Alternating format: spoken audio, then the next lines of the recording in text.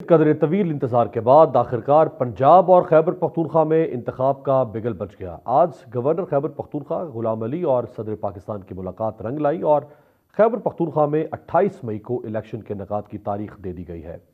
اس سے قبل supreme court کے فیصلے کے بعد صدر مملکت عارف الوی نے پنجاب کے انتخابات کے لیے 30 اپریل کی تاریخ کی منظوری دی تھی۔ دونوں صوبوں میں انتخابی میدان سج چکا ہے، تاہم پنجاب میں تگڑے انتخابی مارکے کا امکان ہے۔ مسلم لیگ نون نے پنجاب میں مریم نواز اور حمزہ شہباز کو میدان میں اتارنے کا فیصلہ کیا ہے۔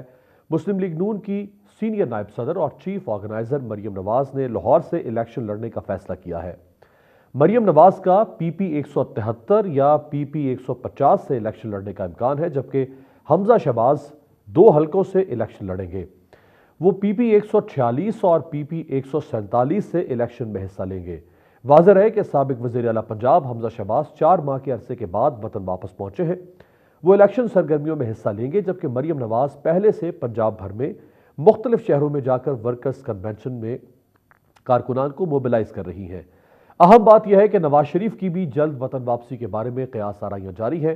یاد رہے کہ مسلم لیگ نون نے پنجاب کی تمام نشستوں سے الیکشن لڑنے کا اعلان کر رکھا ہے۔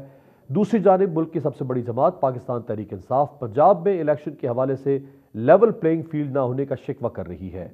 پی ٹی آئی رکن علی بلال کی موت کے بعد پنجاب کی نگراں حکومت پر بھی سوالیہ نشان اٹھ رہے ہیں۔ سابق وزیر اعظم عمران خان نے پنجاب میں اپنے ووٹرز کو موبلائز کرنے کے لیے اتوار کو ایک عظیم الشان جلسے کا اعلان کیا ہے، لیکن اب چند ہی لمحوں کے بعد ان کی گرفتاری بھی متوقع ہے۔ اب دیکھنا یہ ہے کہ پنجاب اور خیبر پختونخوا میں انتخابی مہم کے لیے کیا سب جماعتوں کو یکساں مواقع ملیں گے یا نہیں، اور پاکستان پیپلز پارٹی اس وقت پنجاب اور خیبر پختونخوا میں کہاں کھڑی ہے۔